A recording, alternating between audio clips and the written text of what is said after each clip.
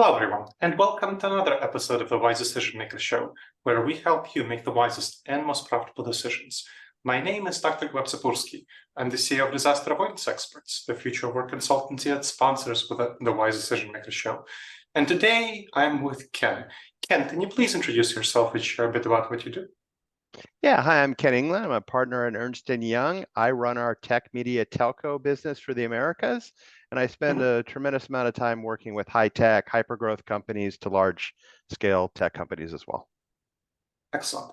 And you recently conducted a technology pulse poll that found that senior tech leaders, a lot of them believe that remote work positively impacts their ability to innovate. Tell me a little bit about that and the seeming contradiction between tech companies believing that they are able to innovate better with remote work, while also right now increasingly asking their staff to come back to the office.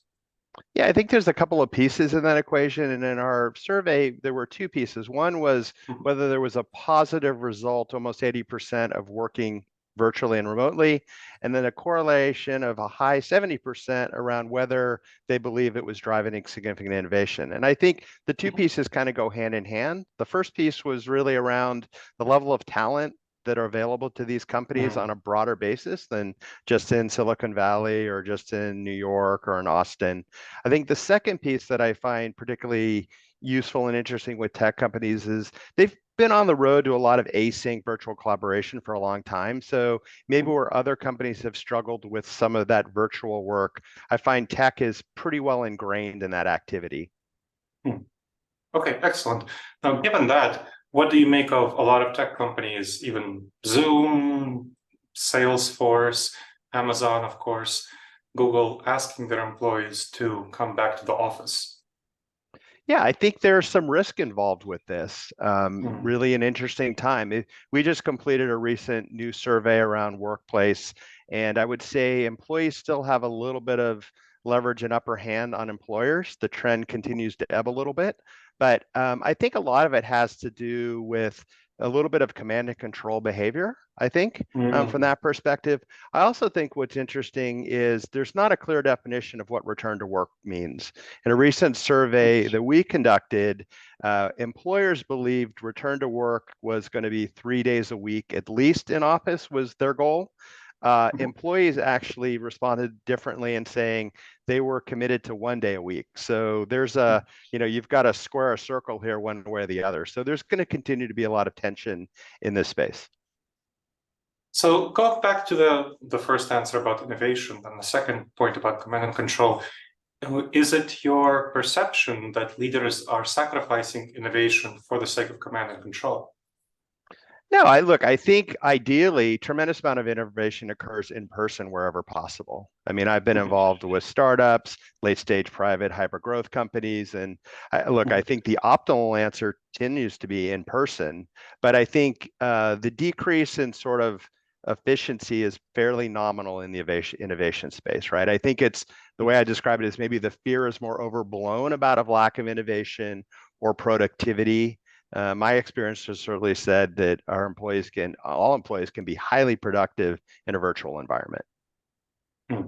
So it sounds like tech leaders are saying that employees can be highly productive, and they see remote work as facilitating innovation, especially through expanding the hiring. Of course, they can't expand the hiring pool beyond their office locations. In fact, Amazon is asking their employees to move to 9 office hubs from smaller office spaces. And of course, more people are leaving Amazon because of that.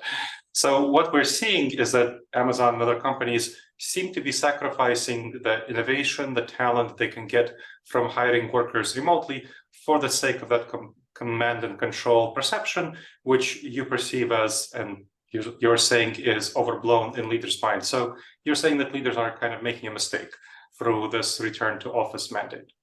Well, I'm saying not that there's a mistake, but I think there is risk in it. So in our recent survey around workplace, a third of employees are going to be potentially looking for new careers or jobs in the next 12 months. So if you factor in that level of a workforce, and we surveyed over 17,000 people globally, there's risk in changing this discussion. I think, Gleb, you sort of refer to sort of status quo bias. I also think there's some risk aversion, loss aversion in taking away some flexibility in the marketplace. What we've also found is really interesting in our last survey is that actually employers believe 80% of them that there's a strategic value to flexibility. Employees themselves view about 60% of them viewing the added value and flexibility. So our point being is that employees do value flexibility, but there's other parts of their overall compensation and benefits that are maybe equally important.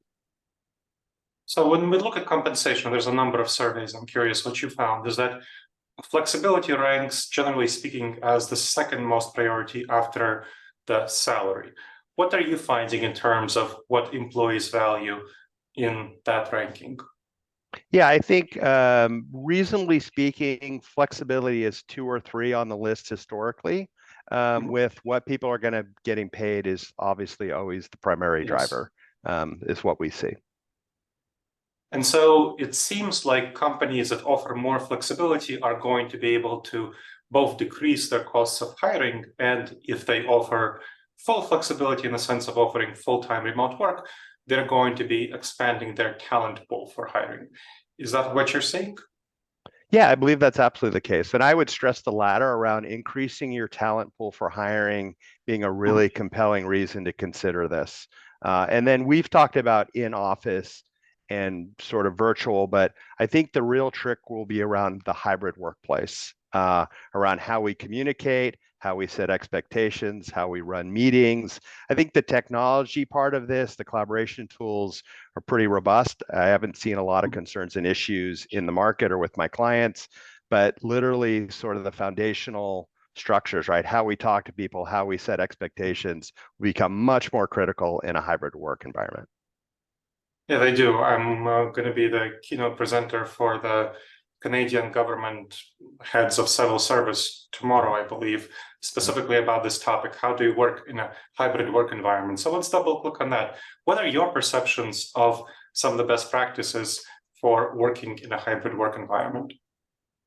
Yeah, well, first I would say maybe before talk about the hybrid work environment, I would talk about what return to work means. So, Sure. we've seen, I mentioned a little bit about a survey information about sort of a missed expectation between employees and employers, but return to office could mean full-time, which seems to be really on the small end of the spectrum in terms of companies requiring that. But is it 3 days a week set? Is it 3 days a week, but 2 are fixed? Is it 1 week a month? So I think what's critically important is some level of understanding as to what kind of is optimal in the design and selection of sort of what return looks like in terms of the hybrid work environment, right? And I think today, and I think rightfully so, clients and companies are trying to figure out what that balance is. But I think the days of demanding everybody in office 5 days a week, that will be the rare exception of a company. That makes sense to me. And we know that there are some companies like Tesla and Goldman Sachs which are making that demand. But funnily enough, I was talking to a staffing agency presentation, so doing a keynote for a staffing agency association, so lots of staffing professionals, and they were telling me that those are by far the hardest jobs to fill when they're remote capable people who are asked to work in the office 5 days a week. You are getting very, very low interest from candidates in those sorts of jobs. Yeah, no, I think that's true. I also think some of it is generational as well.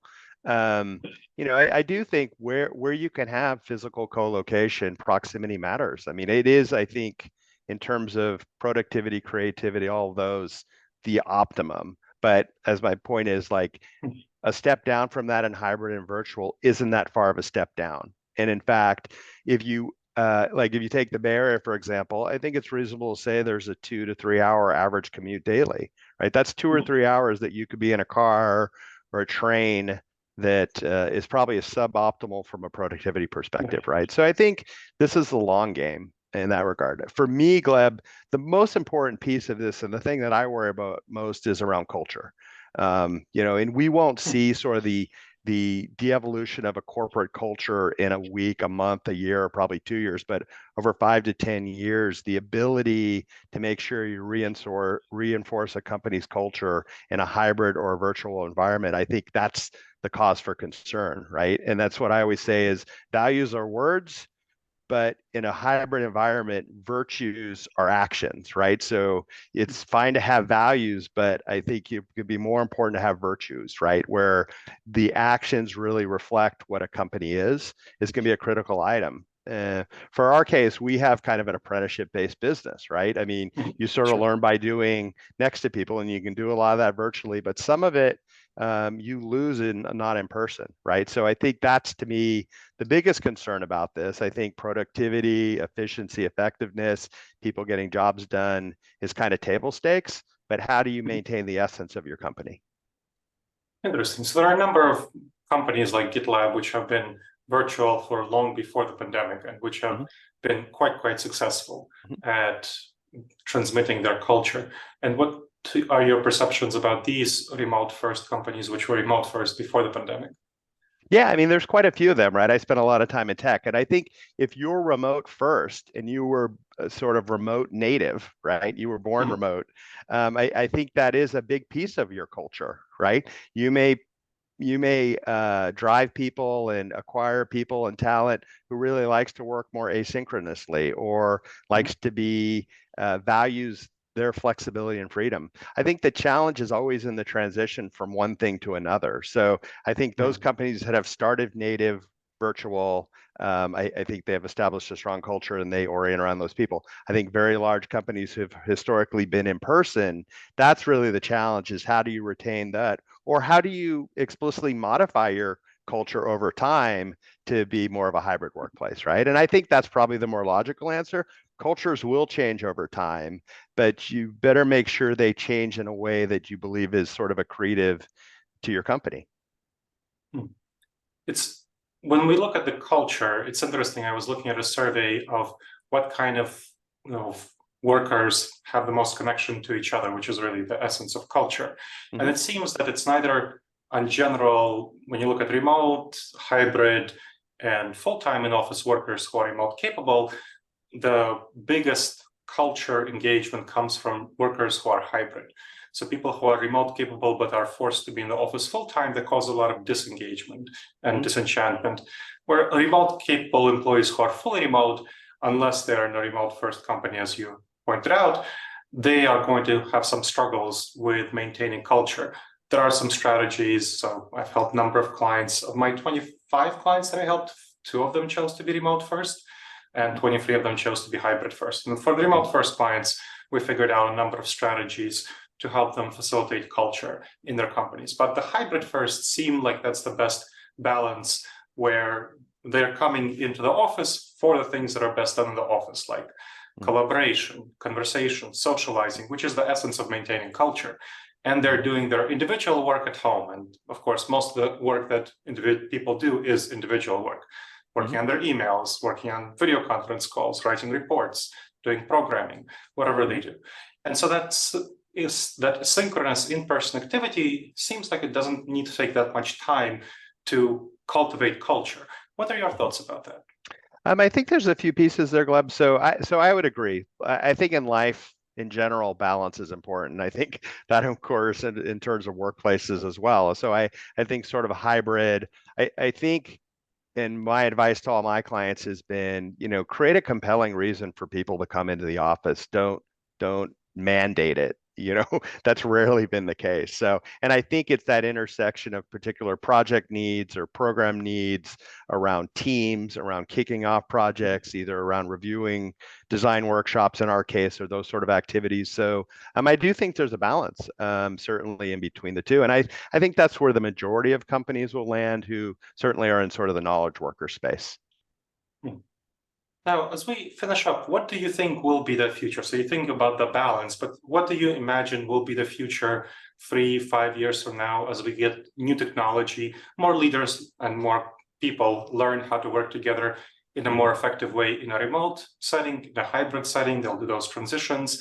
We get new technology in the next 2-3 years with generative AI and so on, facilitating people being able to work asynchronously much more effectively than they have in the past. What do you imagine to be that future in a couple of years? Yeah, so Gleb, maybe I'll break it into 2 points. First, maybe make a comment on AI because there's some interesting things that have come up in sort of our recent survey that sort of are interesting. In our survey population, certainly at least a third of the employers believe Gen AI is going to bring them a productivity benefit, which I mean, that's not a surprising answer.